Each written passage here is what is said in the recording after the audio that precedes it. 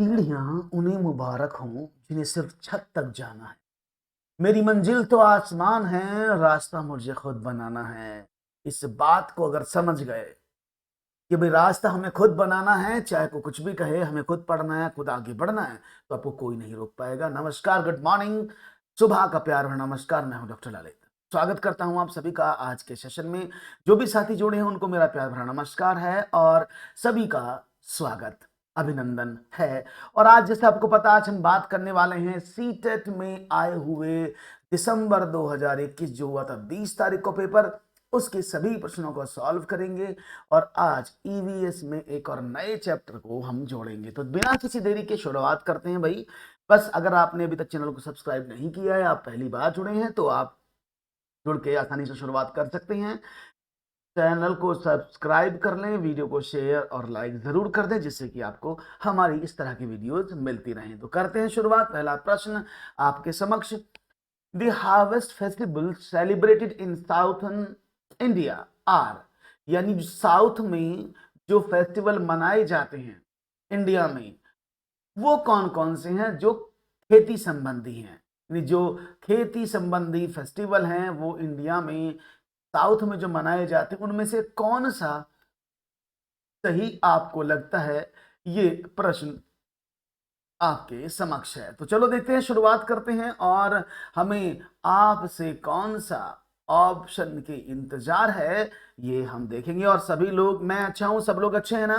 तो चलिए, प्रश्न आपके समक्ष है, ओणम, बिहू, उगादी और विशु। ओणम तो आप सभी जानते हैं, ओणम केरल में मनाया जाता है, काफी अच्छा पर्व है। इसके साथ ओणम ओणम ओणम सभी में आया हुआ है। तो भाई बिहू, उगादी, विशु, तो राइट ऑप्शन इनमें से क्या होगा? तो आप सब लोग शांत बैठे हैं, क्या बात है? मैं आपको बता दूं कि जो ये उगादी, विशु, ये सब साउथ के ही हैं। तो ओणम, पोंगल, और पोंगल कहाँ है? पोंगल भी साउथ में मनाया जाता है ना? तो हमारी तरफ तो नहीं मनाया जाती ना। तो इसका राइट ऑप्शन क्या होगा? ऑप्शन नंबर 3, ओणम, पोंगल, उगादी और विशु जो है वो साउथ में मनाए जाने वाले, दक्षिणी भारत जिधर मैं रहता हूं उधर मनाए जाने वाले पर्व हैं। ठीक है ना? इनमें से जो ये विशु है, ये हुआ, उगादी हुआ, पोंगल, तो बिहू जो है वो नहीं मनाया जाता है। ठीक है ना? तो right option option number C अगर आप चुनेंगे तो सवाल एकदम सही होगा। बहुत बढ़िया, गुड मॉर्निंग है सभी को, मेरा प्यार भरा नमस्कार। एक और सवाल है, the teacher asked his students to find rose plants in the school garden. The students noticed that some flowers were not blooming. He instructed them to observe the plant daily to see how many days they come out. Which of the following does the teacher want to develop here? सवाल को समझने की कोशिश करना, तब उसका answer देना।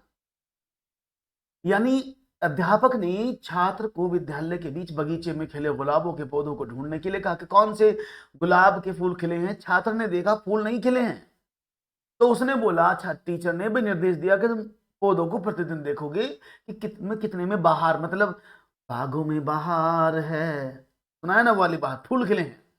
यहां पर अध्यापक ने क्या विकास करने की कोशिश की है? प्रयोग में आंकड़ों को दर्ज करने के कौशल, छात्रों में जिज्ञासुकता, प्राकृतिक सौंदर्य के अजूबे देखना, या फूलों को पुष्पित होने की क्रिया का आनंद लेना। अब यहां पर सारे ही ऑप्शन आपको अच्छे लग रहे होंगे, लेकिन सही जवाब कौन सा है ये तो आपको बताना पड़ेगा ना। तो राइट ऑप्शन मिलेगा, बता दें आपको सही जवाब क्या होना चाहिए। देखिए, प्रयोग, जब उसने कहा आंकड़े, बिल्कुल सही बात है। जब आज इतना खिला, कल इतना खिला, 2 दिन में खिला, 5 दिन में खिला, 8 दिन में खिला, तो ये तो सही है। छात्रों में जिज्ञासुता नहीं हो सकती क्योंकि उन्हें पता है कि फूल खिलेगा। ठीक है ना? अजूबे देखना वो आपका टारगेट नहीं है टीचर का, क्योंकि उसने बोला कि प्रतिदिन कितने में बाहर आती है, हमें काउंटिंग करनी है। और दूसरी बात क्या है, चाहता कि बच्चा साइंस की प्रक्रिया को देखे, यानी वो क्या देखे, वो इस चीज को देख ले कि भाई, हाँ, जिज्ञासुता, माफ करिएगा, छात्रों में जिज्ञासुता होगी ना कि भाई कैसा फूल खिलेगा, कितना बड़ा फूल आएगा। जैसे अपने बचपन में देखा होगा कि जब आपके छोटे छोटे फुलवारी बोते थे तो उसमें फूल खिलते थे, देखो आज 4 फूल खिले, आज 5 फूल खिले, आज 10 फूल खिले, तो एक क्यूरियोसिटी अंदर रहती है बच्चे के। और ये फूलों को पुष्पित होने की क्रिया का आनंद लेना, ये जवाब गलत होगा, क्योंकि ऑप्शन नंबर 4 इसका सही होना चाहिए, ए और बी। क्योंकि पुष्पित होने की क्रिया का आनंद लेना वो बच्चे का पक्ष नहीं है, क्योंकि वो डेली नोट करेगा, that's it. Right option D, बहुत बढ़िया। सभी को मेरा प्यारा नमस्कार है और सभी लोग जो भी जुड़े हैं उनका अभिनंदन है। और रिशु क्या कह रही है, सिर्फ भाग, ओके भाई शेयर कर दो बच्चों को साथ जो चल रहा है जल्दी से। An EVS teacher decided to give students an activity at home to explain the method of germinating. What following is the most appropriate activity? The EVS अध्यापक ने अंकुरण विधि को समझाने के लिए विद्यार्थी को घर के लिए क्रियाकलाप, अंकुरण जानते हैं ना, कि जैसे आपने कोई बीज बोया उसमें जो अंकुरित हो जाता है, इसको स्प्राउट्स बोलते हैं। तो इनमें से सबसे उपयुक्त क्रियाकलाप कौन सा है? वीडियो क्लिप देखना, मूंग से अंकुर को निकलते हुए देखना, चित्र के साथ चार्ट तैयार करना, या बीज को गमले में लगाना। और सवाल क्या होगा? बहुत बढ़िया, थैंक यू श्री राम। तो राइट ऑप्शन क्या होगा भाई? लाइक करते रहो, लाइक बड़े कम है, क्या बात है, लाइक इतने बेकार, ओ माय गॉड, लाइक तो बढ़ने चाहिए ना। तो बीज को गमले में लगाना, इनमें से आपको कौन सा ऑप्शन लगता है कि भाई सही होना चाहिए? मेरे बहुत सारे साथी सोच रहे होंगे इसमें कि सर सबसे आसान तरीका तो वीडियो क्लिप होता है, लेकिन आपको बता दें video clip is not the right answer, क्योंकि वीडियो क्लिप से बच्चा क्रियाकलाप नहीं देख पाएगा, समझ पाएगा। इसलिए सबसे उपयुक्त क्रियाकलाप है कि वो मूंग से अंकुर को निकलते हुए देखना, कि आपने मूंग की दाल, जो मूंग साबुत होती है उसको डाल देते हो, एक दिन में अंकुरित हो जाती है, दूसरे दिन वो अंकुरण आ जाता है उसमें, तो उसको देखिए जिससे कि वो आसानी से उस क्रियाकलाप को समझ ले घर पर। तो राइट ऑप्शन, जिन्होंने बी ऑप्शन को चूज किया होगा वो एकदम सही जवाब देकर आए हैं, बहुत बढ़िया। एक और प्रश्न है आपकी स्क्रीन पर, चलिए ये रहा, देखेंगे सवाल क्या है। सेवा पूर्व शिक्षक को नैतिक मूल्य, व्यक्तित्व, हित और अभिरुचि को जानने का उपयोग करेंगे। To know the moral values, personality, interest and aptitudes pre service teachers will do. शिक्षक के बारे में बात हो रही है कि सेवा पूर्व यानी रिटायरमेंट होने से पहले जो टीचर है वो अपने मॉरल वैल्यूज को समझेंगे, पर्सनैलिटी को जानेंगे। इसका उपयोग कहाँ करेंगे? रचनात्मक और योगात्मक आकलन उपकरणों का, स्व आकलन उपकरणों का, रचनात्मक आकलन उपकरणों का, योगात्मक आकलन उपकरणों का। वो किस चीज का लिए सोचेंगे? और यहां पर मुझे जवाब देने की पूरी कोशिश आपकी तरफ से आ रही है कि जवाब क्या होना चाहिए, और मैं देख रहा हूं कि आपने सबसे अच्छा आंसर देने का प्रयास तो किया है, लेकिन वो क्या है वो हम देख लेते हैं और एक बार समझ लेते हैं। तो भाई जवाब मिल रहे हैं मुझे अच्छे से, देखेंगे आपके जवाब कितने बढ़िया और कितने खास और एकदम उम्दा हैं, तो ये तो आप बताएंगे और हम सिर्फ बैठे हैं समझने के लिए। और आपके पोल पर जवाब मिलने शुरू हो गए, बी ए बी। आपको बता दें, देखिए सबसे अच्छा जो टास्क है सेवा पूर्व शिक्षक अपने नैतिक मूल्यों का प्रयास करेंगे वो होगा सेल्फ असेसमेंट। आपको याद होगा ना मैंने कितनी बार बताया है कि जब भी कोई आकलन होता है इस संसार में, सेल्फ असेसमेंट से बड़ा कोई आकलन नहीं है। आप अपने आप को जब आकलित करते हो तो आप जानते हो कितने पानी में हो। हालांकि हम झूठ बोलते, जैसे आपने अपने आप को देखा, इस सवाल को मैं कर लेता लेकिन मेरे साथ दर्द हो गया हाथ में, मुझे बुखार आ गया था। लेकिन आप हकीकत जानते हैं कि हकीकत क्या है, कि आपकी क्या गलतियां हैं। तो बालक इसको एडमिट नहीं करते हैं। तो स्व आकलन जो है, सेल्फ असेसमेंट जो है वो सबसे जरूरी है। अब इसमें सेल्फ असेसमेंट में कौन कौन सी चीजें आती है ये भी समझ लो। सेल्फ असेसमेंट में जो चीजें आती, प्रणाम, सेल्फ असेसमेंट में जो चीजें आती वो क्या होता है? वो अपने आप सुडोकू हल करना, अपने आप के लिए क्विज को प्रिपेयर करना, क्विज सॉल्व करना, ये सब इसमें आता है सर, ठीक है ना। राइट ऑप्शन क्या होगा? Option number 2। एक और सवाल है, the Warli tribes is famous for the Warli art which is made of. बहुत इंपॉर्टेंट है ये वर्ली, ओके ये वर्ली आर्ट बहुत इंपॉर्टेंट है। वर्ली जाति ये कई बार पेपर में आई हुई है, यानी जब आप पेपर आगे पढ़ेंगे तो आपको ये क्वेश्चन आगे भी मिलेंगे कि वर्ली जनजाति कहाँ पाई जाती है, वर्ली जनजाति ने कौन सा बनाया, वर्ली जनजाति की कौन सी आर्ट है। ये सब बहुत इंपॉर्टेंट क्वेश्चन है जो एग्जाम में मिल सकते हैं। तो मिट्टी और पत्थर से बनती है, बांस और पत्थर से बनती है, घास और पत्थर से बनती है, गाय के गोबर और मिट्टी से बनती है। तो cow dung and soil, from the grass and stone, from the bamboo and stone and from clay and stone. तो देखेंगे आपका जवाब क्या मिलेगा। हाँ बताए, वर्ली फेस्टिवल नहीं है, वर्ली जनजाति का ऋषु, वर्ली एक जनजाति है, एक शेड्यूल्ड ट्राइब है। और राइट ऑप्शन मिल रहा बांस और पत्थर से, लेकिन ये जवाब थोड़ा सा गलत हो जाएगा। मैं आपको बता दूं ये वर्ली है क्या, ये आपके सामने मैं दिखा देता हूं जिससे कि आपको समझ में आ जाए। इस आर्ट को वर्ली आर्ट बोलते हैं, इसको बोलते हैं वर्ली आर्ट। और वर्ली जो है मुंबई से, वर्ली ये मुंबई में पड़ता है, महाराष्ट्र में पड़ता है। तो चित्रकला की उत्पत्ति वर्ली मुंबई महाराष्ट्र के बाहरी इलाकों में पाई जाने वाली सबसे बड़ी जनजाति का नाम है। वर्ली शब्द का व्युत्पत्ति जड़ या वर्ला से है, जिसका अर्थ भूमि या क्षेत्र का एक टुकड़ा होता है। यानी किसी भूमि या क्षेत्र का टुकड़े को वर्ली के नाम से जाना जाता है। और वर्ली चित्रकला के रूप में भारत के आदिवासी चित्रकला एक बहुत प्रमुख रूप से है। उनमें प्रमुख विषयों में फसल का मौसम, उत्सव, शादी, अनुष्ठान और जन्म शामिल हैं। इनमें इन चीजों को समझाया जाता है। और ये बनाई किससे जाती है? ये बनाई जाती है गाय के गोबर और मिट्टी से बनाई जाती है। तो होप सो आपको वर्ली जनजाति या वर्ली के बारे में पता लग गया होगा। हाँ कोई बात नहीं, हाँ ये यही तो पूछेंगे आप, क्या होगा भाई, लाइक करते रहो, लाइक में कंजूसी नहीं होनी चाहिए। तो वर्ली समझ में आ गया वर्ली क्या है। तो इस तरह के सवाल चित्रकला में आपको दिखाता रहूंगा। एक और सवाल आपके समक्ष रखता हूं। क्वेश्चन है आपके समक्ष ये रहा, टैपियोका का दूसरा नाम क्या? Another name of tapioca. Tapioca सुना है किसी ने? टैपियोका को सुना है? क्या है टैपियोका? दैट इज मूली, अदरक, कप्पा, शकरकंद। इनमें से टैपियोका का दूसरा नाम क्या है? Radish, ginger, kappa, sweet potato. अभी वो बाद में करेंगे, अभी नहीं, पहले सारी पैटर्न को खत्म कर लें। जो मैथ के पेपर में वैसे करा चुका हूं, फिर भी दोबारा से कराऊंगा मैं, कोई प्रॉब्लम नहीं, लेकिन मैं सोच रहा हूं 15 नवंबर के बाद कराऊं, ठीक है ना? हाँ आएंगे श्री राम, आप लोग कोशिश करेंगे तो जरूर आएंगे। तो देखेंगे सी ऑप्शन। तो ये जो कप्पा है, हालांकि कप्पा इधर यहाँ का नाम नहीं है, कप्पा ये साउथ ही नेम है जहां पर ये उगाया जाता है। चलो उसको बता देते हैं, इसको बोलते हैं टैपियोका। ये इस तरह का होता है टैपियोका। इसके बहुत सारे नाम है, इसको ध्यान से पढ़िएगा, पेपर में मिलेगा। टैपियोका भी कई बार पूछा गया है, ठीक है ना? तो टैपियोका को अक्सर गरीबों का भोजन कहा जाता है। अगर कोई बोले कि इनमें से किस भोजन को गरीबों का भोजन कहा जाता है, तो टैपियोका। जो लोग चावल को खरीद पाने में असमर्थ होते हैं, वो अक्सर टैपियोका को अपने भोजन में समावेश करते हैं। और इसी को आपने सुना होगा ना, आप साबूदाना सुना है आपने? साबूदाना, टैपियोका से साबूदाना बनाया जाता है। साबूदाना तो बहुत फेमस है ना, साबूदाने की खीर खाते हैं, साबूदाने को भून के खाते हैं। तो ये जो साबूदाना है वो इसी का नाम है। तो भारत में टैपियोका से बने साबूदाने का उपयोग लगभग हर घर में स्वादिष्ट व्यंजन बनाने में किया जाता है। कसावा भी इसका नाम है। कसावा इस पौधे का नाम है। कसावा नामक पौधे की जड़ में जो कंद होता है, यानी जो कसावा इस पौधे का नाम क्या है जिसे टैपियोका प्राप्त होता है? कसावा। तो जो कसावा है उस कंद के गूदे से जो तरल स्टार्च निकाला जाता है उसे टैपियोका कहा जाता है। तो अगर बोले टैपियोका किस पेड़ से प्राप्त किया जाता है, तो कसावा। टैपियोका में बहुत ही शुद्ध कार्ब्स होते हैं और बहुत कम प्रोटीन, फाइबर या पोषक तत्व होते हैं, ठीक है? तो याद रहेगा बिल्कुल। तो टैपियोका का दूसरा नाम क्या है आपको समझ में? कप्पा। अभी आगे बताऊंगा इसके बारे में, बहुत कुछ और भी सवाल है इस पर।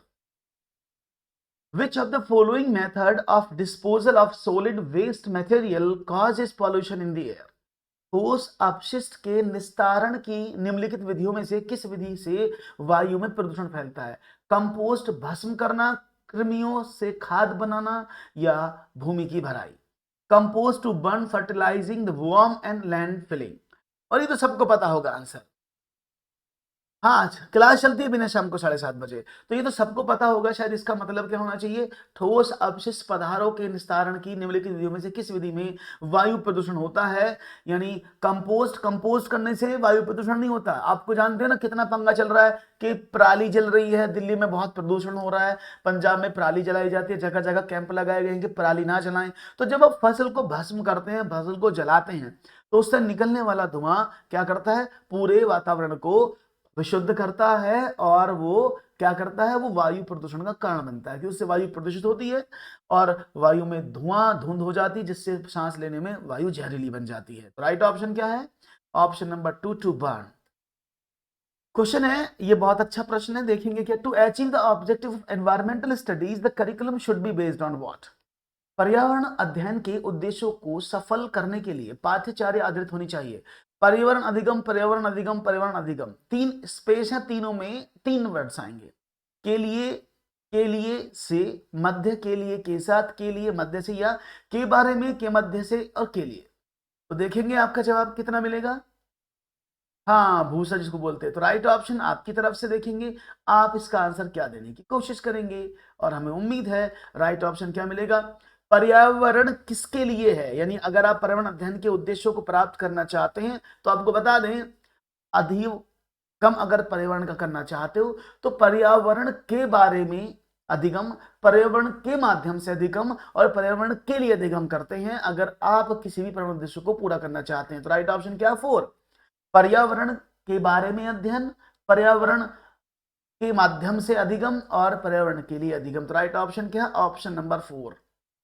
अगर आपने डी ऑप्शन चूज किया है तो कोई भी प्रॉब्लम नहीं होगी, सवाल एकदम अच्छा बन जाएगा। राइट ऑप्शन है, बहुत बढ़िया। एक और सवाल आपके स्क्रीन पर, और बच्चों की संख्या थोड़ी सी कम बढ़ाइए, इनको जल्दी से काम चले। A rural school's teachers is teaching techniques of food preservation. The best trick for what is to be. यानी ग्रामीण विद्यालयों की अध्यापिका भोजन संरक्षण की तकनीकों का शिक्षण दे रही हैं। उसके लिए उत्तम विधि कौन सी होगी? अड़ोस पड़ोस के क्षेत्रीय भ्रमण का आयोजन करके घरों में उपयोग होने वाली संरक्षण विधियों का अवलोकन करना, अपने आप विभिन्न संरक्षण विधियों के प्रतिरूप चार्ट बनाकर उसका उपयोग करना, भोजन के उन नमूनों को प्रदर्शित करना जिन्हें संरक्षित किया जा सकता है जाता है, विभिन्न संरक्षण विधियों का पावर पॉइंट प्रस्तुतिकरण करना और छोटी छोटी वीडियो क्लिप दिखाना। अब इनमें से आपको क्या लगता है भाई, इनमें से क्या करना चाहिए बच्चे को, कि बच्चा क्या करे? और यहां पर option number A B C D के रूप में आप लोगों के जवाब तेजी से मिल रहे हैं। सवाल बहुत अच्छे आए थे इस पेपर में, अगर आप पढ़ेंगे तो आपको बहुत सारी चीजें समझ में आ जाएंगी धीरे धीरे। और मैं बोल रहा हूँ बच्चों को बढ़ाओ, बच्चे कम कैसे होते हैं? और लाइक नहीं कर रहे हो, लाइक करने में कंजूसी क्यों कर रहे हो? क्या लाइक करने में भी कोई दिक्कत हो रही है आप लोगों को? एक लाइक करते रहो, बिना लाइक के हमें कैसे मोटिवेशन मिलेगा कि आप हमें मोटिवेट कर रहे हैं? इतना कंजूसी मत करो, सुबह सुबह का समय है, भगवान से डरो। लाइक बढ़ाते रहो, 50 बच्चे क्लास में और लाइक सिर्फ 25 भी नहीं है, तो ऐसा कैसा होगा? गौरव कैसे हैं आप? तो मैंने क्या बताया, जब भी कोई टीचर काम देती है तो सबसे क्या होता है, उसमें बच्चों का इन्वॉल्वमेंट होना जरूरी है। देखिएगा, अब जब भी कोई चीज बताते हैं तो उसमें बच्चों का इन्वॉल्वमेंट है तो वो सबसे बेस्ट तरीका है ना, वो सबसे बेस्ट तरीका है। और वो क्या है कि विद्यालयों की तकनीकी को देने के लिए वो आस पड़ोस में क्षेत्रीय भ्रमण करवाए, जिससे बच्चों को डायरेक्ट एक्सपीरियंसेस मिलेंगे और वो कौन सी विधियों को प्रयोग करते हैं खाने को संरक्षित करने में, संरक्षण करने में, उन विधियों का बच्चा अवलोकन करे, उनको असेस करे। राइट ऑप्शन क्या है? ऑप्शन नंबर 1 इसका सही जवाब होना चाहिए। बिल्कुल सही जवाब है अगर आपने दिया है। अरे क्या बात है शिवम, आपने तो झंडे ही गाड़ दिए। तो राइट ऑप्शन है ऑप्शन नंबर 1 अगर आपने चुना है सवाल को सही, ऑप्शन नंबर 1। ठीक है ना, तो ये एकदम सही है। एक और सवाल, Which of the following tool can be collect qualitative data to assess the students of environment studies? इनमें से कौन सा साधन पर्यावरण अध्ययन के विद्यार्थियों आकलन के लिए गुणात्मक आंकड़ों को इकट्ठा कर सकता है? गुणात्मक मतलब मूल्यांकनात्मक, जिनमें आप मूल्यांकन कर सकते हो, जिनको आप मूल्यांकन कर सकते हो। ओके ओके अरे नहीं नहीं, धन्यवाद, इतना ही काफी है। बढ़ गया देखो, कहने से आप लाइक करते हैं। तो क्रम निर्धारण मापनी यानी रेटिंग स्केल, पेपर पेंसिल परीक्षण, कार्यपत्र दृष्टांत अभिलेख यानी illustration record, worksheet, paper pencil test या रेटिंग स्केल। आप बच्चों को पर्यावरण अध्ययन के विद्यार्थियों के आकलन के लिए गुणात्मक आंकड़े आपको इकट्ठे करने हैं। अब देखो, गुणात्मक आंकड़े कौन से होते हैं? मैंने कहा जो क्वालिटेटिव हो। अब क्वालिटेटिव क्या होता है? जिसमें आप चीजों को संख्यात्मक मान से ना एवेल्युएट करें।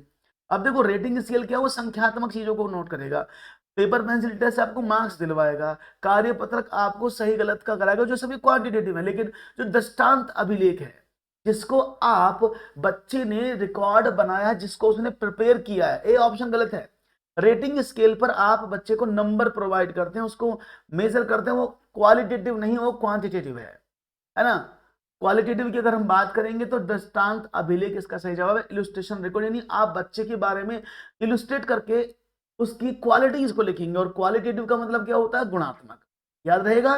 तो राइट ऑप्शन कौन सा होना चाहिए? Option number D. गलत नहीं करना है, समझ लीजिएगा, ऑप्शन नंबर डी एकदम सही है। इलस्ट्रेशन रिकॉर्ड इसका सही जवाब होना चाहिए।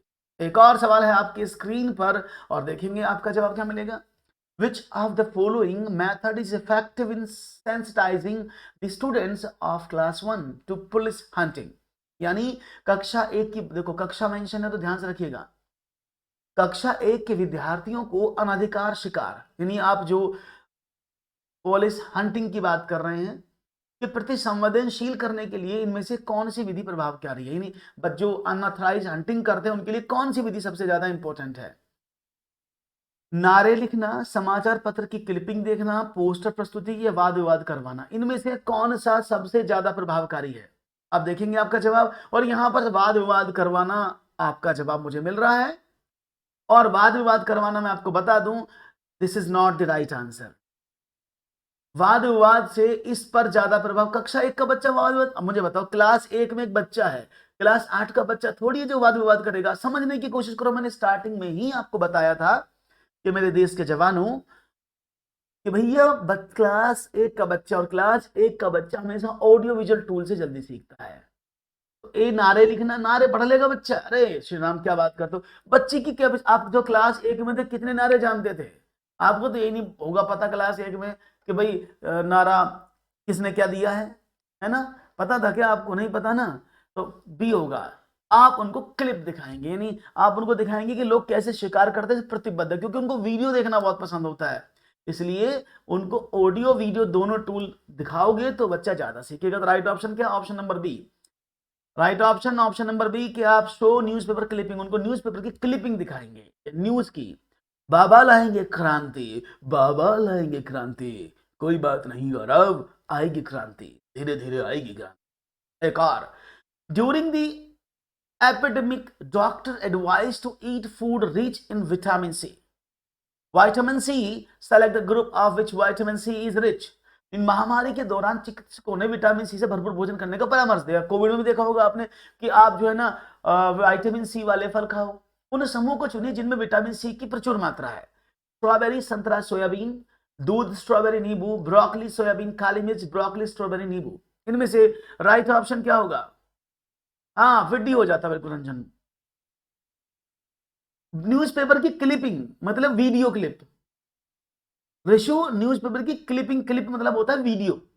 न्यूज़पेपर की या न्यूज चैनल की जो भी क्लिप आपको मिले उस न्यूज की क्लिप को दिखाना। और आप लोगों ने सही जवाब देने का प्रयास किया है, that is option number D. देखिए स्ट्रॉबेरी, ब्रोकली, नींबू आपने देखी होगी, वैसे मैं आपको दिखा दूं स्ट्रॉबेरी का मतलब क्या है। ये होती है ब्रोकली।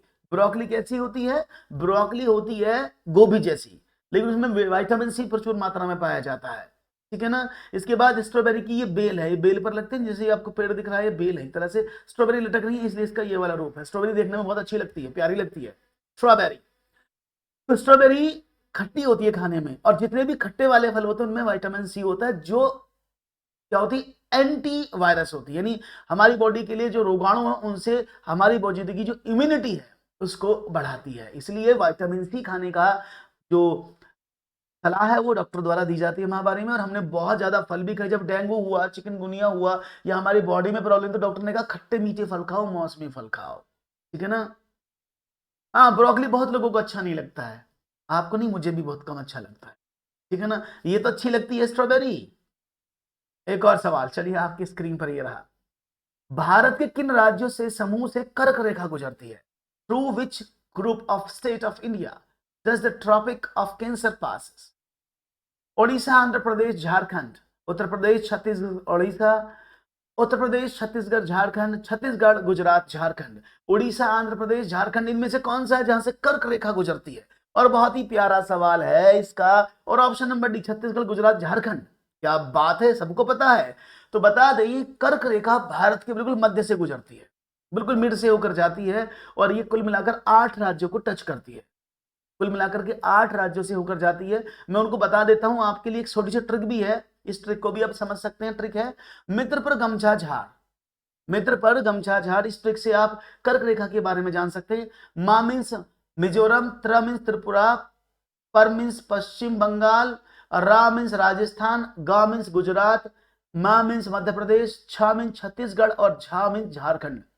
यह रेखा यहां से गुजरती है ऐसे होकर बिल्कुल मिड से, और यहां पर गुजरात होता है, ठीक है ना, और इधर झारखंड आ जाता है। और ये तो हुए राज्य। उन राज्यों के एक्चुअल पॉइंट कौन से हैं?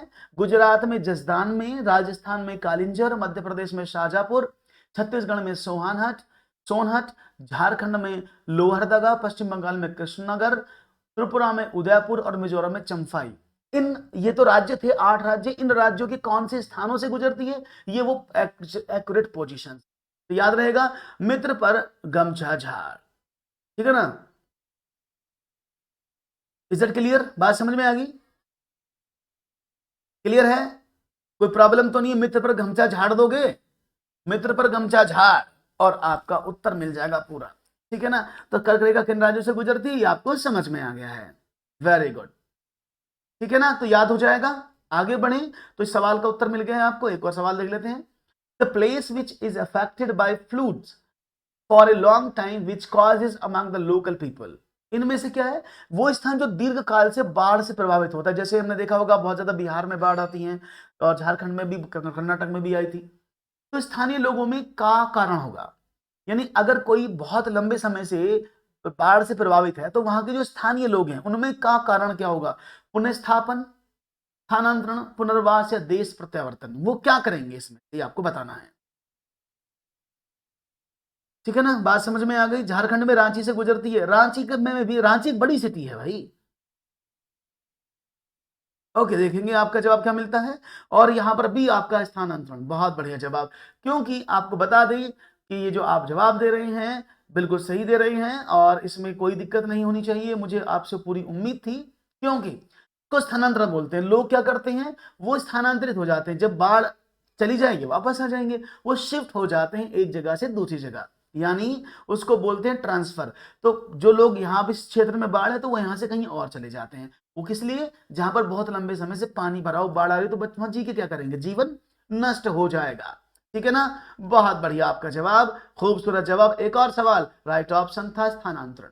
एक और सवाल है, Ajay is in the Bhopal and he is to attend conference in Gangtok and Puducherry. What is the situation of Gangtok and Puducherry from where Ajay is? बहुत अच्छा सवाल है, नक्शे का सवाल है, आता है पेपर में पक्का। और इसको पढ़ना समझ लो, सीखना समझ लो। जिनको नहीं आता है कि कैसे नक्शे पर चीजों को देखते, मैं आपको बता देता हूँ। ठीक है ना, कि अजय भोपाल में है, उसे गंगटोक और पुडुचेरी के सम्मेलन में उपस्थित होना है। जहां पर अजय है वहां से गंगटोक और पुडुचेरी की स्थिति क्या है, गंगटोक की स्थिति क्या है और पुडुचेरी की स्थिति क्या है, उत्तर पूर्व और दक्षिण, उत्तर पश्चिम और दक्षिण, उत्तर पूर्व और दक्षिण पश्चिम, उत्तर पश्चिम और दक्षिण पश्चिम। अब इसको मैं समझा देता हूं। यहां पर मुझे ऑप्शन तो आपका डी मिल रहा है आखिरकार कि इसका ऑप्शन डी होना चाहिए, लेकिन वो गलत जवाब है। राइट ऑप्शन तो इसका ए होना चाहिए। वैसे इसका आंसर ए होना चाहिए, गलत दे रहे हैं आप। लेकिन समझो कैसे, देखो मैं आपको दिखा देता हूं। ये आपका मैप है, ठीक है ना, और इस मैप को समझने की कोशिश करिएगा कैसे पढ़ते हैं। जब आप मैप को पढ़ते हैं तो मैप की जो पोजीशन वो इस तरह से होती है, ऊपर होता है उत्तर, नीचे होता है दक्षिण, है ना, लेफ्ट, और इधर से हम चलते हैं ऐसे, तो ये क्या होता है, इधर होता है पूर्व और इधर होता है पश्चिम, राइट पे, है ना, ऐसे मैप पढ़ते हैं। अब मध्य प्रदेश मध्य में, ये रहा मध्य प्रदेश, आपको दिख रहा होगा, मैं चेंज कर लेता हूं कलर, ये विजिबल है ना, ये है मध्य प्रदेश। अब मध्य प्रदेश से अगर मैं बात करता हूं गंगटोक, गंगटोक किसकी रहा है, गंगटोक कहां पर है, गंगटोक है सिक्किम की राजधानी। तो सिक्किम देखो ये रहा, तो ये एरिया यहां से चले तो इधर को पड़ता है, तो ये कौन सी दिशा हो गई, ये हो गई उत्तर, ये हो गई पूर्व, तो ये उत्तर पूर्व हो गया, है ना। अब बात करते हैं दूसरी स्थिति की, पुडुचेरी पड़ती है चेन्नई में, यानी चेन्नई के पास, यानी तमिलनाडु में, तो ये पुडुचेरी हो गई यहां पर। ये कहां की स्थिति, ये इधर हो गई, तो ये कहां हो गई, ये होगी दक्षिण पूर्व। तो ये दक्षिण पूर्व, समझ में आ रहा है मैं क्या बोल रहा हूं, ये हो गया दक्षिण पूर्व। तो ये अगर मैं गंगटोक की बात करता हूं तो उत्तर पूर्व, और पुडुचेरी की बात कर दक्षिण पूर्व। समझ में आ रहा है, इज दैट क्लियर, सबको क्लियर हुआ, कोई प्रॉब्लम तो नहीं किसी को सवाल में। तो राइट ऑप्शन समझ में आया। मैप याद करने की जरूरत नहीं है राजीव, सिंपल देखो, आपको सिंपल ऊपर से नीचे तक चलना होता है। ऊपर होता है हमारा उत्तर प्रदेश, जहां हम रहते हैं, दिल्ली के पास जाते हो, उत्तराखंड आप पहुंच जाते हो, नीचे आ जाओ तो बड़े बड़े शहरों के बारे में बात, तो इसको इस तरह से समझते हैं, ठीक है ना। तो मुझे लगता है कि समझ में आ गया होगा। तो उत्तर पूर्व गंगटोक और दक्षिण पूर्व, बिल्कुल। और ये उत्तर पूर्व क्यों बोलते हैं, हम पूर्व उत्तर नहीं पढ़ते हैं, इसको उत्तर पूर्व क्यों पढ़ते हैं, उत्तर पूर्व, उत्तर दक्षिण, उत्तर पश्चिम, दक्षिण पश्चिम, पहले क्या आता है, इसको बोलते हैं पोल। ये पोल है, यानी इसको बोलते हैं ध्रुव, क्योंकि हमारे पास दो ही ध्रुव होते हैं, उत्तरी ध्रुव और दक्षिणी ध्रुव, तो हम हमेशा पहले ध्रुव को पढ़ते हैं, ठीक है ना। अब भूल लेंगे नहीं, मैंने कोशिश तो ये बताने की है। एक और सवाल, क्लियर है भाई, आगे बढ़े। A teacher discussed the celebration of our country in the class. Despite the different cultures, some festivals are common and are celebrated across the country. What concept is she trying to come up with the class? एक अध्यापक ने कक्षा में हमारे देश में उत्सवों पर विचार विमर्श किया। विभिन्न संस्कृतियों के बावजूद कुछ उत्सव आम हैं और पूरे देश में मनाए जाते हैं। वह कौन सी संकल्पना को कक्षा में विचार करने की कोशिश कर रही है, ये ईवीएस पेडागॉजी का सवाल है और मैं चाहूंगा जवाब मुझे मिलेगा तेजी से। और क्या होगा, विभिन्न संस्कृतियों में एकता, उत्सव हमें शांति और आनंद देते हैं। उत्सवों में कोई सांस्कृतिक या प्रादेशिक अवरोध नहीं होता। हमारे जीवन में उत्सवों का मूल्य है। इनमें से क्या उद्देश्य वो समझाना चाहती हैं, और आप ईवीएस को पढ़ रहे हैं और मुझे उम्मीद है कि आप अच्छे से पेपर करके आएंगे, इसीलिए इन प्रीवियस को रखा गया क्योंकि आप अपनी पहचान को कर लें। और मैं आपको बता दूं, मुझे अफसोस के साथ कहना पड़ रहा है, आपके द्वारा चुना गया विकल्प गलत है। कृपया पुनः प्रयास करें। विकल्प नंबर 1 गलत विकल्प है, विकल्प नंबर 4 सही जवाब होगा। समझने की बात करेंगे और समझने का काम करेंगे। ऑप्शन नंबर ए गलत है। अब समझो, विभिन्न संस्कृति, यही बहुत सारे बच्चों ने पेपर में लगाया था, लेकिन आप समझो, ये संस्कृतियों की एकता की बात नहीं कर रही है। ये सब एकता है। एकता होती है जब कुछ विशेष त्योहार का वो नाम लेती कि भाई दो कम्युनिटी एक साथ मिलते, वो है एकता, सब लोग मिलकर मनाते हैं। लेकिन उन्होंने क्या कहा, पूरे देश की बात कर रही है और बात हो रही उत्सवों पर विचार विमर्श हो रहा है। तो उत्सव पर विचार विमर्श हो रहा था, वो संस्कृतियों में एकता के बारे में मूल्य नहीं सिखाएगी। जब आप बात कर रहे हो फेस्टिवल पर, तो बात फेस्टिवल की होगी ना। तो क्या करती है, फेस्टिवल का हमारे जीवन में क्या महत्व है, कुल मूल्य, यानी उनके क्या मूल्य हैं। अब जब मूल्य आएंगे उन्हीं में, उनके अंतर्गत आएगा संस्कृतियों में एकता होना, आनंद प्रदान करना, उत्सवों में प्रादेशिक और सांस्कृतिक को जोड़ना। ये तो बेस का ब्रॉड टॉपिक क्या होगा, वो क्या उद्देश्य डेवलप करना चाहती हैं कि हमारे जीवन में उत्सवों का मूल्य क्या है। तो चीजों को समझने की कोशिश करें, गलती ना करें। गलती हो जाएगी तो सीटी बच जाएगी पेपर में, ठीक है ना। पलटी मारो साहब, हाँ कल्टी मारो। तो राइट ऑप्शन ऑप्शन नंबर 4 होना चाहिए इसका। तो जिन्होंने डी ऑप्शन दिया वो सही जवाब है। एक और सवाल आपके स्क्रीन पर, which of the following is the smallest migratory bird that come to India from the North Polar region? Flamingo, stint, osprey और pintail duck। इनमें से कौन सा सबसे छोटा प्रवासी पक्षी है जो उत्तरी ध्रुव से भारत आता है? हंसावर फ्लेमिंगो, छोटी जलरंग स्टिंट, छोटी मत्स्य कुर्री ऑस्प्रे और शिखर बतख यानी पिंटेल डक। और ये सवाल बहुत अच्छा है, देखेंगे इसका जवाब मुझे कौन देगा। पिंटेल डक आपके समक्ष है। भाई लाइक करते रहो, लाइक वहीं रुका पड़ा है, ऐसा क्या है, क्या आपको समझ नहीं आ रहा है मैंने जो आपको चीजें बताई? तो लाइक तो बनता है, मैप भी समझा रहे हैं, फोटो भी दिखा रहे हैं, सब कुछ कर रहे हैं, पर लाइक वाइक तो बनता है ना। बार बार कैसे करोगे ऐसे। ए ऑप्शन मिल रहा है हंसावर फ्लेमिंगो। आपको बता दें फ्लेमिंगो आपका जवाब है, लेकिन क्या ये जवाब सही है? तो आपको बता दें ये गलत जवाब है। फिर से आपने गलत जवाब का चुनाव किया। A is not the right answer. और राम सागर सिंह ने एकदम सही जवाब दिया है। ऋषभ राज ने भी सही जवाब दिया है। राफिया आपका जवाब सही है। और आपको बता दें, इनसे मिल लेते हैं, इसका राइट ऑप्शन स्टिंट है ना। तो बता देते कैसे, कौन है ये, समझा देते हैं। हंसावर फ्लेमिंगो, इसको बोलते हैं हंसावर फ्लेमिंगो। इसका मतलब क्या है? फ्लेमिंगो एक प्रवासी पक्षी है जो ठंड से बचने के लिए और भोजन की तलाश में एशिया में प्रवास करता है। विश्व में राजहंस की 6 प्रजातियां, जबकि भारत में 2 प्रजातियां पाई जाती हैं। ग्रेटर फ्लेमिंगो बड़ा राजहंस और लेसर फ्लेमिंगो छोटा राजहंस, ठीक है ना। तो ये राजहंस आपके स्क्रीन पर आपको दिख रहा होगा, है ना। बढ़िया, गुड मॉर्निंग अभिषेक। अब बढ़ते हैं दूसरे पक्षी की तरफ। इसको बोलते हैं हम, ये है छोटी जलरंग स्टिंट। सबसे छोटा प्रवासी पक्षी को पूछे तो वही है, 15 ग्राम का वजन होता है इसका बस। अंटार्कटिका क्षेत्र से भारत पहुंचने के लिए 8000 किलोमीटर से अधिक की यात्रा करता है। और पक्षियों के बीच प्रवास में, जैसे आप जानते हैं, पक्षी भोजन, आश्रय, प्रजनन की तलाश में प्रवास करते हैं। और प्रवासी पक्षी को उदाहरण फ्लेमिंगो, कोयल, ब्लैक क्राउन, नाइट हेरन, एशियन कोयल, ये सब शामिल हैं। इसलिए सबसे छोटा पक्षी पूछे तो वो कौन सा है? ये है स्टिंट। ओके जी, बहुत बढ़िया। आगे बढ़े और बात करें एक और पक्षी के बारे में। 4 पक्षी बताए थे ना मैंने आपको। भाई लाइक वाले कंजूसी ना करें, लाइक करते रहें, लाइक में कंजूसी ना करें। इसको बोलते हैं ऑस्प्रे।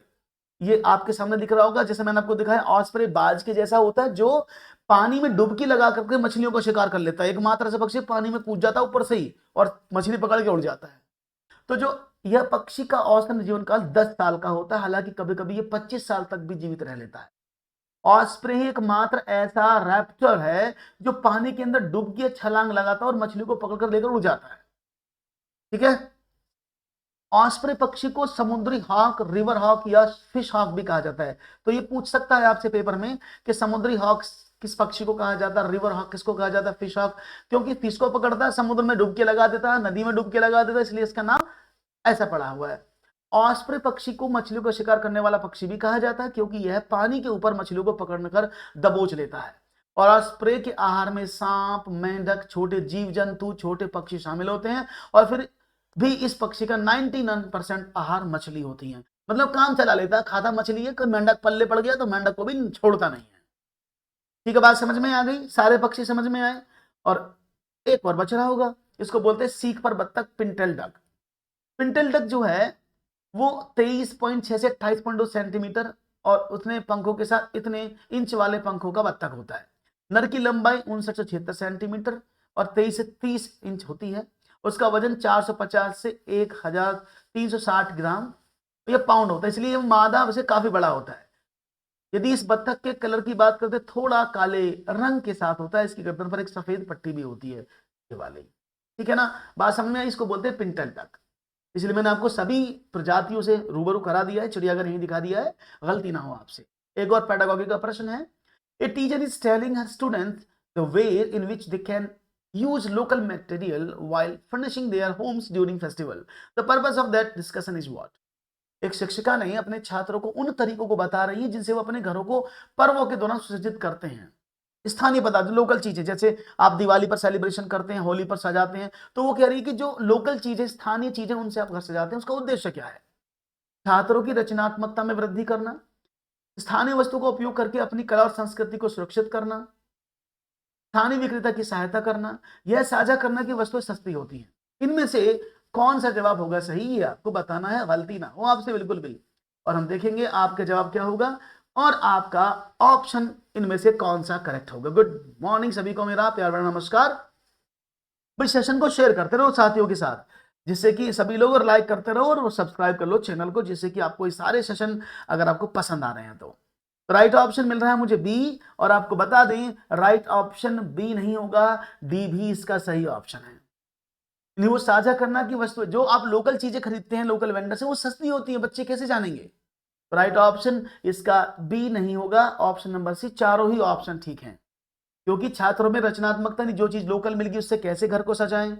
दूसरी बात उन्होंने की, गुड मॉर्निंग पल्लवी जी, उसके साथ स्थानीय वस्तुओं का उपयोग करके अपनी कला और संस्कृति को आगे बढ़ाए, स्थानीय विक्रेता की सहायता भी हो जाएगी। अब मान लिया मैं एक एग्जाम्पल लेता हूं, जो ग्रामीण क्षेत्र में जो मिट्टी के बर्तन बनाते थे, जिनको कुम्हार कहा जाता है, वो मिट्टी के बर्तन बनाते थे।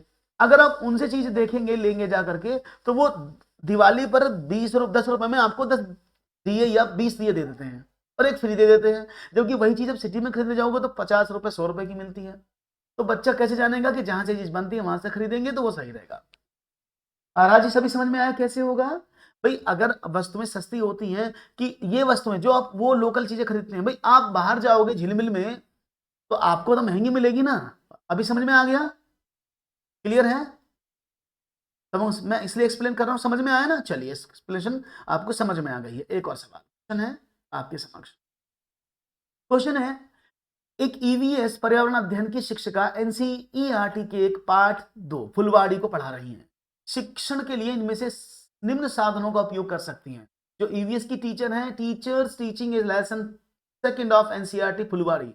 For teaching she can use the following resources: Bharat का मानचित्र, map of India, Madhubani painting, Madhubani चित्रकला, विभिन्न स्थानीय फूल यानी वेरियस लोकल फ्लावर्स, और कार्यपत्रक वर्कशीट। अब इनमें से आपको बताओ फुलवारी को पढ़ाने के लिए उसको क्या क्या प्रयोग कर सकती हैं, ये आपका जवाब मुझे होना चाहिए, सही गलती ना हो आपसे बिल्कुल भी।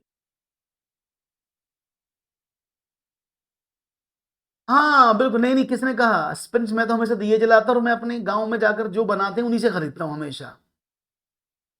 राइट ऑप्शन क्या होगा? लेट्स सी, गौरव ने थोड़ा सस्पिशियस में आंसर दिया है। ओके ओके ओके, वो आज कर देंगी। तो राइट ऑप्शन क्या होगा देखेंगे। राइट ऑप्शन होगा, बिल्कुल सही पहचान जिन्होंने कहा गौरव, ऑप्शन नंबर ए सही है।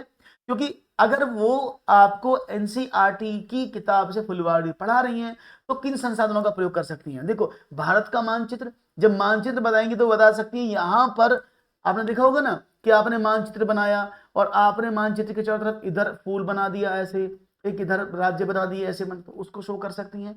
मधुबनी चित्रकला, फूलों को बनाने वाली चित्रकला को आप शो कर सकती हैं। आप स्थानीय फूल यूज कर सकती हैं, और कार्यपत्र जिससे बच्चा समझ ले कि आखिरकार हम इस चैप्टर को पढ़ क्यों रहे हैं। तो चारों ही चीजें इसके लिए लागू होंगी। राइट ऑप्शन एक है, जिन्होंने कहा ए, एक बढ़िया जवाब है। कार्यपत्रक मीन्स वर्कशीट। भाई आप बच्चों को वर्कशीट नहीं देती भरने के लिए। देखो मैं बताता हूं, आपने फूल ऐसे देखा होगा, एक फूल यहां बनाया, एक फूल यहां बनाया, एक फूल यहां बनाया, ऐसे, और बदलते इसमें 3 + 5 बराबर क्या, तो प्रयोग कर सकते हैं ना उसका भी। मैथमेटिक्स में भी कर सकती हैं ना, different types of flowers use कर सकते हैं। Right option A. एक और सवाल, what types of birds beak is used for cutting and eating meat. किस प्रकार की पक्षी की चोंच मीट को काटने और खाने का काम आती है। हुक जैसी चोंच, तिकोने आकार की चोंच, लंबी पतली सुई जैसी चोंच, सीधी और पतली चोंच।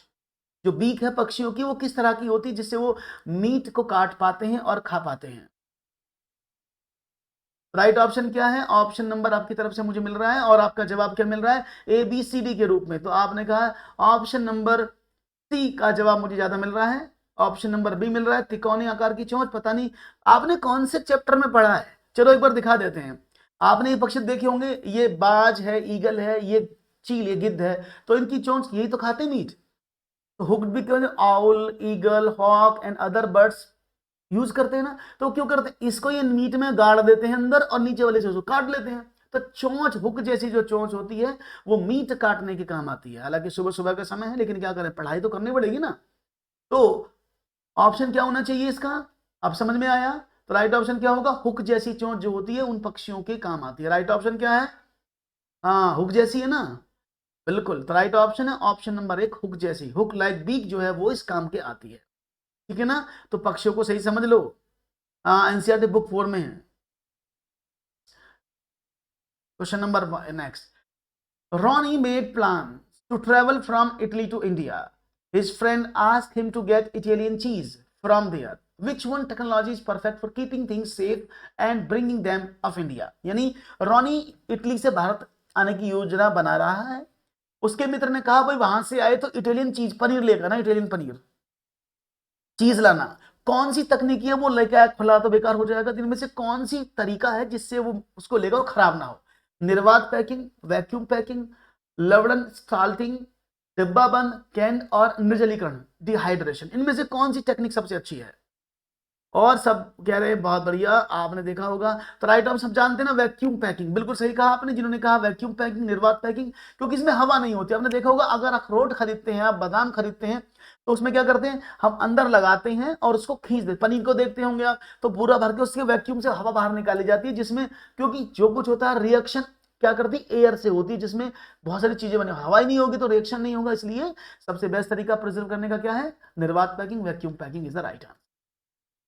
क्वेश्चन है, how will an EVS teacher teach a visually impaired students during the online classes. यानी ऑनलाइन कक्षाओं की अवधि में एक ईवीएस शिक्षिका दृष्टिबाधित यानी जो दिव्यांग है, देख नहीं सकते, विद्यार्थियों को कैसे शिक्षण करेंगे?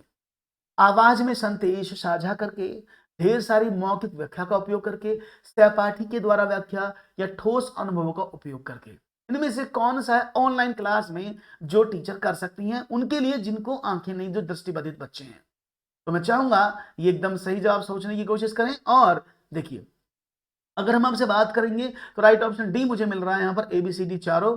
Okay, B option, D option, सब लोग अपना अपना आंसर दे रहे हैं। और आप शायद एक चीज भूल गए हैं। आप एक चीज भूल जाते हैं, आप सब बहुत अच्छे हैं लेकिन एक चीज भूल जाते हैं। वो चीज क्या है भूलने वाली? वो है क्लास ऑनलाइन है साथी। क्लास तो ऑनलाइन है ना, तो डी कैसे हो सकता है? जब ठोस का अनुभव कैसे करवाओगे मुझे बताओ? क्लास में लिखा है ऑनलाइन है, इंटरनेट पर क्लास चल रही है। यहां पर अगर मैं ठोस अनुभव कराऊंगा तो मुझे आपको उसको दिखाना पड़ेगा, विजुअलाइज करना पड़ेगा ना। फॉर एग्जांपल मैं बताऊं कि भाई ये चौकोर है, तो मैं इसको, ये मैंने बोला ये आपका सिलेंडर है, तो मैं ठोस का अनुभव कैसे कराऊंगा? जब आपके पास रहूंगा, क्योंकि वो सिर्फ छू कर पहचान सकते हैं। तो ठोस का उपयोग नहीं कर सकते ना लाइव क्लास में। अगर वो क्लास ऑफलाइन होती तो कर सकते थे। बात समझ में आ रही है? तो इसलिए सवाल को ढंग से पढ़ो। मैंने इसलिए पता था ऑनलाइन क्लास, तो ठोस अनुभवों का उपयोग नहीं करा सकते बच्चों, क्योंकि वो दृष्टिबाधित बच्चे हैं। राइट ऑप्शन क्या होगा? Option number B, A B C. आवाज, क्योंकि वो सुनने की क्षमता रखते हैं, मौखिक और सहपाठी व्याख्या द्वारा, यानी वो सुनने का काम कर सकते हैं क्योंकि उनको दिखाई नहीं देता है। राइट ऑप्शन क्या है? Right option option number B is the right answer. Correct है, समझ में आया? बिल्कुल, तो इन चीजों को ध्यान में रखते चलो। हाँ, ऑफलाइन क्लास में यूज कर सकते थे, क्योंकि ऑफलाइन में तो बच्चा छूकर ही कह रहेगा ना, ठोस अनुभवों के आधार पर ही। In which state the practice of jhum cultivation is common. Jhum खेती आपने सुना होगा, बहुत बार पेपर में आया है, इसमें भी कई बार पूछा जाएगा, और आने वाले एग्जाम में भी आपसे झूम खेती के बारे में पूछा जाएगा। इस राज्य में झूम खेती की प्रथा सामान्य है? उड़ीसा, मिजोरम, उत्तराखंड, बिहार। इनमें से कौन से आप समझते हैं झूम खेती के बारे में आप जानते हैं? और आपने कहा मिजोरम में सबसे ज्यादा है, और आपको बता दें झूम खेती का मतलब क्या है। देखिए, झूम खेती का मतलब क्या होता है, इसका नाम झूमना नहीं है, झूम बराबर ऐसा नहीं है। झूम खेती का मतलब होता है कि यहां पर फसल को नहीं बदला जाता है, खेत को बदल देते हैं। खेत जो होते हैं वो ऐसे नहीं कि पड़े हुए हैं, यहाँ क्या करते हैं, जंगल होते हैं, जंगल को काट करके उसमें आग लगा दी जाती है, और आग लगाने के बाद उस जमीन को ऊपर से ही भुरभुरा करके उसमें बो दिया जाता है। हालांकि झूम खेती में हम धान की खेती करते हैं, है ना, तो इसको बोलते हैं। उत्तर सही है आपका, दिखा दे। इस तरह से जंगल है, इस जंगल में इन पेड़ों को काट के या इन पेड़ों को खड़े करके खरपतवार को आग लगा दी जाती है। तो झूम खेती मिजोरम में की जाती है। इस प्रकार की खेती में फसल काटने के बाद कुछ सालों तक जमीन को छोड़ दिया जाता है। खाली जगह में जंगल उगता है, उसे उखाड़ फेंकते नहीं है, तो सिर्फ जंगल को गिराकर जला देते हैं। झूम खेती में जमीन को जोता नहीं जाता, सिर्फ मिट्टी को हिलाकर बीज छिड़क दिया जाता है। और झूम खेती की मुख्य फसल चावल की जाती है। इसलिए इन पॉइंट्स को याद कर लीजिएगा। हाँ, ये जगह बदलती रहती है, तो इसको नोट कर लीजिएगा, झूम खेती का मतलब क्या है और झूम खेती क्यों करते हैं। ठीक है ना, बहुत बढ़िया, वेरी गुड। तो राइट ऑप्शन, इनमें मुख्य रूप से मिजोरम में खेती की जाती है। In order to manage the educational need of the hearing impaired in student, यानी अब जो हैं जो बच्चे सुन नहीं सकते उनके बारे में बात हो रही है। तो श्रवण बाधित बच्चों को शिक्षक आवश्यकताओं के प्रबंध के लिए शिक्षिका को ऑनलाइन शिक्षण में रूपांतरण करना चाहिए। ऑनलाइन कक्षा के दौरान विशेष शिक्षक की सहायता लेकर के, केवल उनके एक ऑफलाइन कक्षा का प्रबंध करके, उप शीर्षकों को और साथ साथ अनुशीर्षकों जो सब टाइटल हैं उनको भी, और सब टाइटल के भी अंदर जो कैप्शन है उनको भी अपने वीडियो और पीपीटी से जोड़ना, अधिक दृश्यों का उपयोग करना। इनमें से जो बच्चे सुन नहीं, ध्यान रखना, प्रश्न है जो बच्चे सुन नहीं कर सकते वो कौन है? विजुअली इम्पायर्ड है, नहीं है, वो हियरिंग इम्पायर्ड स्टूडेंट है। तो इनमें से आपका जवाब इनमें से क्या होना चाहिए, देखेंगे आपका जवाब हमें कैसे मिलेगा, और हमें उम्मीद है कि आपका जवाब अच्छा मिलना चाहिए। हर बार कंफ्यूजन ही कंफ्यूजन है, सॉल्यूशन नहीं मिल रहा है। श्री राम ने कहा ऑप्शन नंबर ए होगा, यानी केवल सी, केवल सी ही उनके लिए जरूरतमंद है, ऐसा मुझे बता रहे हैं। कोई लोग कह रहे हैं option number C, A B C D चारों। तो जो लोगों ने ऑप्शन नंबर सी के साथ अपना वादा निभाया है वो एकदम सही निभाया है, चारों ऑप्शन सही हैं। क्यों? देखो, ऑनलाइन कक्षा के दौरान विशेष शिक्षक को सहायता, बिल्कुल। अगर देखो ऑनलाइन क्लास है, वो देखने आपने देखो न्यूज़पेपर में भी क्या करते हैं, वो ऐसे करते रहते हैं ना, ऐसे, तो वो उधर बोलता है, उधर वो लिपसिंग को समझते हैं, उधर वो इशारों को समझते हैं। तो आप विशेष शिक्षक की सहायता ले सकते हैं, जो आराम से उनकी लैंग्वेज को बोल सकता है। ऑफलाइन कक्षा का प्रबंध करके, हाँ, ये सबसे जरूरी बात है कि उनके लिए ऑफलाइन कक्षा का आप प्रबंध करें, केवल उनके लिए। देखो यार रखना, क्वेश्चन क्या है, आवश्यकताओं के प्रबंध के लिए शिक्षकों को ऑनलाइन शिक्षण में रूपांतरण करना चाहिए। तो जो बच्चे श्रवण बाधित हैं, तो उनको अब देखो प्रॉब्लम क्या है कि वो सुनने की क्षमता कर सकते हैं। तो अगर उनके लिए आप ऑफलाइन क्लासेस का अरेंजमेंट करेंगे, that would be more beneficial for them. और सभी जितने भी कैप्शन है, सब कैप्शन उनको दिखा करके, उनको पीपीटी, क्योंकि उनको सिर्फ दिखता है, सुन नहीं सकते। जितने ज्यादा आप उनको चित्र दिखाएंगे उतना उनके लिए ज्यादा बेटर रहेगा। राइट ऑप्शन क्या हो जाएगा? राइट ऑप्शन हो जाएगा ए बी सी डी चारों। एक और सवाल है, एक ईवीएस की अध्यापिका ने अपने कक्षा 3 के छात्र को अपनी छत में खुले क्षेत्र में अन्न को कटोरे में रखने के लिए कहा। उसके बाद उसने उनको एक आंकड़े की शीट तैयार करने के लिए कहा, जिसमें वो उन भोजन को खाने के लिए आने वाले पक्षियों का ब्यौरा देंगे। यानी जैसे बचपन में आप भी करते थे ना कि मुझे आज चिड़िया पकड़नी है, कबूतर पकड़ना करते थे ना, कि एक टोकरी रखी, उसके अंदर डंडी लगाई, मैंने तो किया है, और दाना डाल दिया उसे खींच के पकड़ने की, लेकिन कभी नहीं पकड़ा गया। तो क्या करते थे, तो उनमें भोजन का ब्यौरा रखा, कौन कौन उनको खाने आते हैं। तो इस क्रियाकलाप का उद्देश्य क्या है? जीवित प्राणियों के प्रति सहानुभूति उनके मन में बैठाना, पक्षियों की जाति और उनके खान पान की आदतों के प्रति अवलोकन कौशल को विकसित करना, छात्रों को घरों में व्यस्त रखना, छात्रों को उन पक्षियों के लिए संवेदनशील करना जो कि लुप्त होने की कगार पर हैं। तो इनमें से आपका जवाब शायद आपको मिल जाएगा, क्योंकि प्रश्न में साफ साफ कह दिया गया है उसे क्या करना है, और आपको उम्मीद होगी जवाब एकदम सही देंगे आप, मुझे भी विश्वास था आपका जवाब एकदम सही है। ऑप्शन नंबर बी एकदम एक्यूरेट आंसर है। पक्षियों की जाति, क्योंकि भाई जो भी आएंगे उनका ब्यौरा करना, उनको रिकॉर्ड करना, सर्वे कर रहे हो आप, तो कौन से खाते हैं कौन से नहीं खाते हैं, उनकी आदतों के बारे में अवलोकन करना ही सही जवाब होगा। राइट ऑप्शन ऑप्शन नंबर 2 है, एकदम सही सवाल दिया आपने। A teacher of class 1 to teach the children of the class about quick breakfast, which dish is ready quickly will be done। यानी एक अध्यापिका को कक्षा 1 के बच्चों को शीघ्रता से बनने वाले नाश्ते के संबंध में कक्षा में पढ़ाना है। शीघ्रता से कौन सा व्यंजन तैयार हो जाएगा? भेलपुरी, कस्टर्ड, डोसा, अंडे का सैंडविच।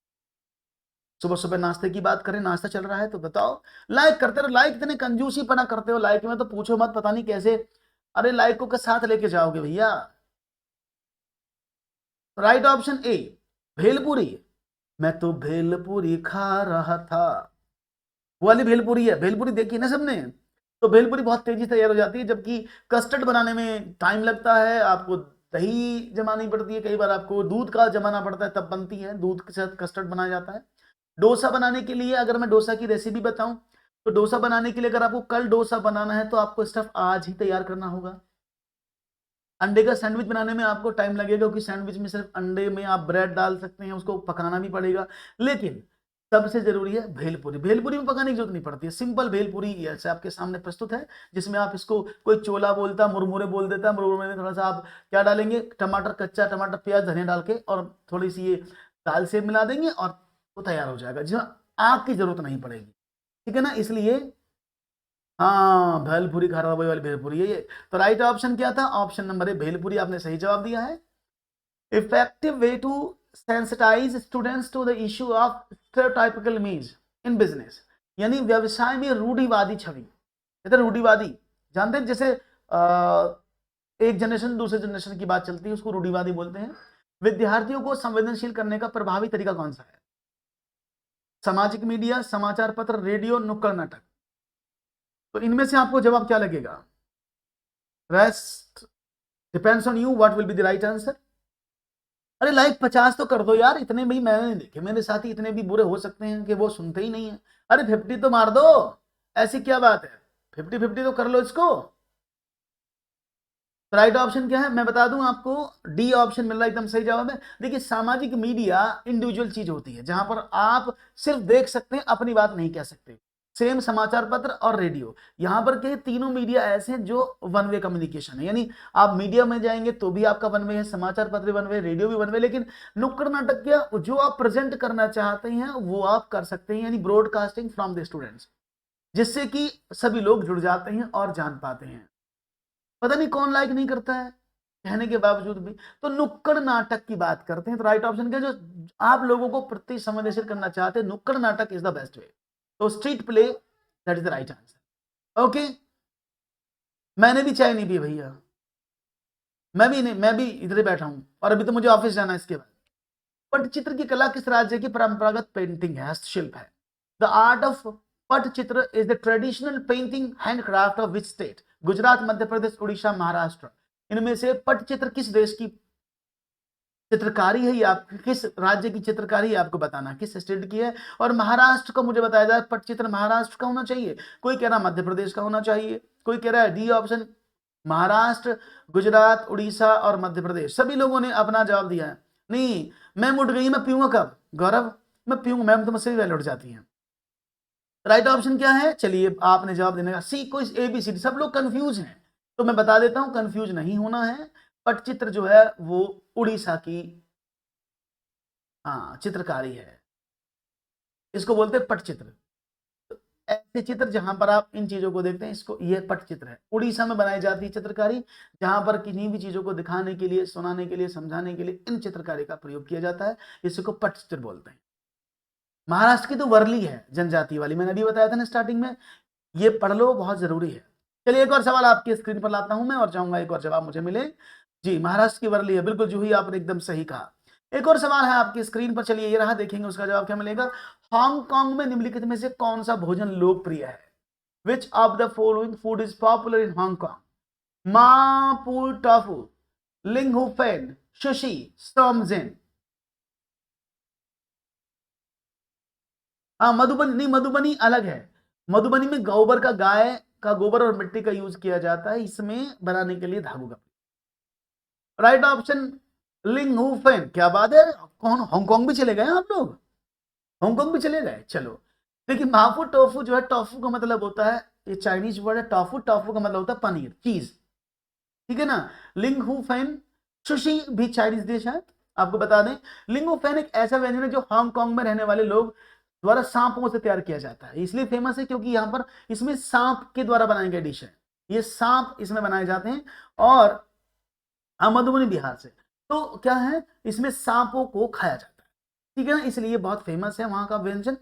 हाँ हाँ सेम, हाँ फेन, लिंगू फेन। ओके, राइट ऑप्शन 2, बहुत बढ़िया। एक और सवाल, some peoples do not turn off their engine at the traffic point of intersection and EVS teacher discuss this topic in class। यानी बहुत सारे लोग देखे होंगे आपने, जब चौराहे पर खड़े हो जाते हैं ट्रैफिक सिग्नल पर, वो बंद नहीं करते, इंजन स्टार्ट रहता है, चाहे लाइट 2 मिनट की हो 3 मिनट की हो। तो ईवीएस शिक्षिका ने इस विषय पर कक्षा में चर्चा की, वे छात्रों को क्या कम्युनिकेट करना चाहती हैं, संप्रेषित करना चाहती हैं। वायु और ध्वनि प्रदूषण, आणविकरण, संसाधनों का समझदारी से उपयोग करना, प्राकृतिक संसाधन का दुरुपयोग, सरकार इसे रोकने के लिए कदम नहीं उठा रही है। इनमें से किन चीजों को टीचर जो है वो दिखाना चाह रही है। हालांकि देखने में सभी सही लगते हैं, लेकिन आपके अकॉर्डिंग इनमें से कौन सा ऑप्शन होगा जिसको टीचर दिखाना चाहती है। चावल, हाँ का गोला, और जी बिल्कुल सही कहा आपने, तो राइट ऑप्शन डी मिल रहा है। क्या बात है, श्री राम, बहुत बढ़िया। बाकी सब लोगों ने यहाँ पर श्री राम, सिद्धि, पल्लवी, राजीव, प्राची, भीबा, संतोष, बहुत बढ़िया, जूही, गौरव, शशि कुशवाहा, बहुत ही बढ़िया तरीके से आपने जवाब दिए हैं। और राइट ऑप्शन आपका एकदम सही है, डी ऑप्शन एकदम करेक्ट आंसर है, और सही जवाब आपने दिया है, एकदम सही जवाब, क्योंकि उत्तर एकदम सही है खास, क्योंकि जब आप बात करते हैं तो ट्रैफिक स्थल पर क्या होगा, एक तो उससे आवाज होगी, गड़गड़ की आवाज करेगा, स्टार्ट रहेगा, और वो क्या करेगा, उससे जो निकलने वाला धुआं है वो पॉल्यूट करेगा, तो वायु और ध्वनि दोनों प्रदूषण रहते हैं।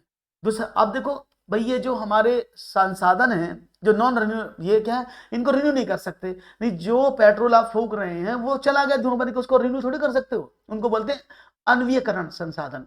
तो उनको हम अगर यूज करेंगे तो वो कम यूज होंगे, कम चलेंगे, और संसाधन हमें ज्यादा मात्रा में प्राप्त हो जाएंगे। प्राकृतिक संसाधनों का दुरुपयोग, बिल्कुल, जो ये हमारी नेचुरल चीजें हैं, ऑयल, पेट्रोल, कोयला, ये सब के यहाँ प्राकृतिक संसाधन है। अब इनको फालतू बिना वजह आप जलाओगे, बिना वजह स्टार्ट करोगे तो उनका दुरुपयोग होगा, और सरकार इसके लिए कदम नहीं उठा रही, इसके लिए भी बच्चों को प्रेरित करेंगे, इसलिए राइट ऑप्शन होगा ए बी सी डी, चारों ऑप्शन एकदम सही जवाब है। हाँ नहीं, वो नहीं उठा रही, वो बहुत पहले था, अब नहीं है जुर्माना। अब देखो, मैं आप जाके देखो ना, इसमें अवेयरनेस प्रोग्राम चलाना चाहिए सरकार को, जिससे कि चीजें बदल जाएं और लोग समझें। तो भाई आज का सेशन आपको कैसा लगा, मुझे उम्मीद है आपको अच्छा लगा होगा। अगर आपको अच्छा लगा है तो भाई लाइक जरूर कर दें वीडियो को, शेयर कर दें चैनल को के लिंक को और वीडियो को भी, और सब्सक्राइब जरूर कर लें अगर आपको वीडियो पसंद आया है। मैंने पूरा एक्सप्लेनेशन दिया है, तो आप सभी लोगों का थोड़ा सा सपोर्ट हमें चाहिए, जिससे कि आप सभी लोग आगे, क्योंकि मेहनत बहुत होती है, बच्चे कम रह जाते तो मजा नहीं आता है। तो टारगेट अच्छा रखिएगा, अपने सभी ग्रुप्स में शेयर करो, साथियों को बुलाओ, एक बच्चा दो को बुलाएगा तो कल 150 बच्चे होंगे।